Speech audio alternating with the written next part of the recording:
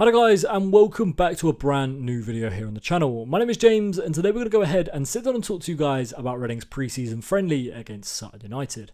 Now, before we get into this video, obviously I must stress once again, as I always do with pre-season games, that it's only pre-season. There's nothing too much to look massively into. Obviously, we can look into some of the little individual things that we notice and kind of like key trends that happen in games, but listen, it's pre-season, it's time just to get the legs back under you, and it's time to kind of evolve, if that makes sense, as a player and kind of get back in the swing of things. So in terms of the game itself, Reading split it up into two different teams. From the 1st to the 60th minute, we played a whole different starting lineup to the ones that played in the last 30 minutes.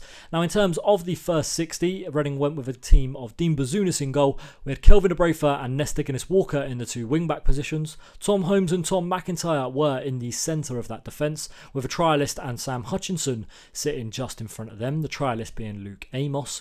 Another trialist, which was Omalide Shodipo, played alongside Aziz and Nibs, who were sitting just behind Kelvin Eheribitomen.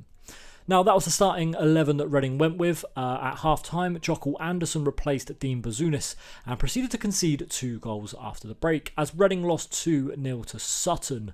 Listen, it's not a massive deal at the end of the day. It is pre-season. We have got to remember that. The goal scorers of the goals were a trialist for Sutton and Lee Angol, who was able to score a pretty good goal, if I'm being completely honest. The first one as well took a massive deflection and went into the back of the net. A lot of bouncing around, a lot of movement. Unfortunately for Jockle Anderson, couldn't get anything on it. Now look, if I'm honest, I think Reading were decent in the first half. I don't think it was great, but some key little things that I kind of took away and kind of noticed in the game was that Reading played quite fast and quite well on the counter-attack. Now, Ruben Selles did say in his interview, as he was confirmed yesterday, about how he wants Reading to play fast, pacey and attacking football, and you could really see that from the get-go in this game. I feel like the combination of Femi Aziz and Harvey Nibs worked quite well in this game, also with Kelvin Abrafa on that right-hand side. Harvey Nibs looked quite good, and I thought Femi Aziz was Reading's probably best player in the first half. Reading really should have been 1 or 2 up, if I'm being honest, with some of the chances that we got. Nesta Guinness-Walker went close, Harvey Nibs went close, Femi Aziz was close, but the best chance of the half fell to Kelvin Eheribitomen, as he rounded the goalkeeper and had an empty net, but was unable to put the ball in the back of it. Now, the wind played a big factor in this game, and conditions were very mixed, to say the least. It was raining, it was sunny, it was windy. But yeah, Reading, in my opinion, were the better of the two teams in the first half. And after that, second half kind of capitulated. Now, obviously, the second half wasn't too good. We'll talk about the teams that we had out in that second half. So the second half, from the 60th to the 90th minute, we saw Jockle Anderson in goal, Nelson Abbey and Jarrell Dorset alongside a trialist, which was Tyler Bindham. We then had Abdul Salam and a trialist with Maraga, another trialist, Senga, Kamara, another trialist, and then Josh Vickers. Now, in terms of the trialists who played, we know that Owen Djurkov was one of them. Tivongi Rushisha, Tyler Bindon, and Jaden Warham were some of the trialists that played today. I think the 7th one that played hasn't been discovered just yet, but they were the people that were there. There's a former Swansea midfielder in there. Owen Djurkov is the son of Yuri Djurkov, formerly on the books of Kia. I think Jaden Warham as well was formerly a Chelsea under-21s player. I think he probably deserves another chance. I'd like to see him get another run out, probably against QPR is going to be his best chance, because I don't really see him playing against Southampton.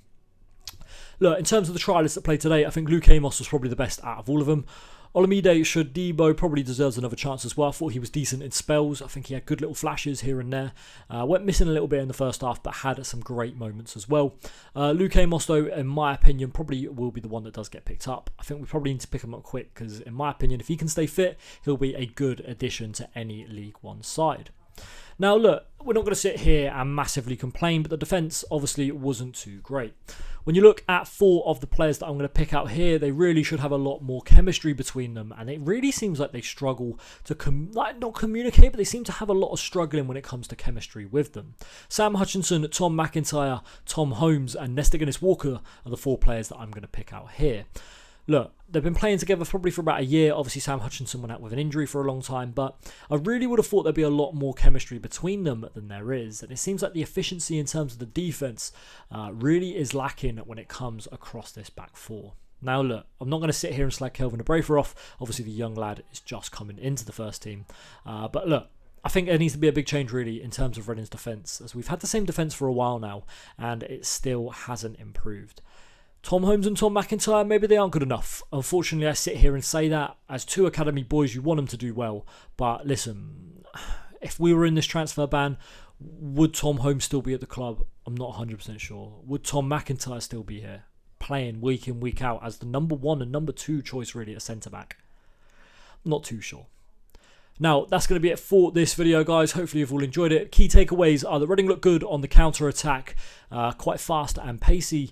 The defence probably needs a little bit of an improvement. And yeah, we need to sign Luke Amos up as soon as possible. Thanks for watching, guys. My name's been James. I'll see you all in the next video coming very soon. Thanks for watching. Bye-bye.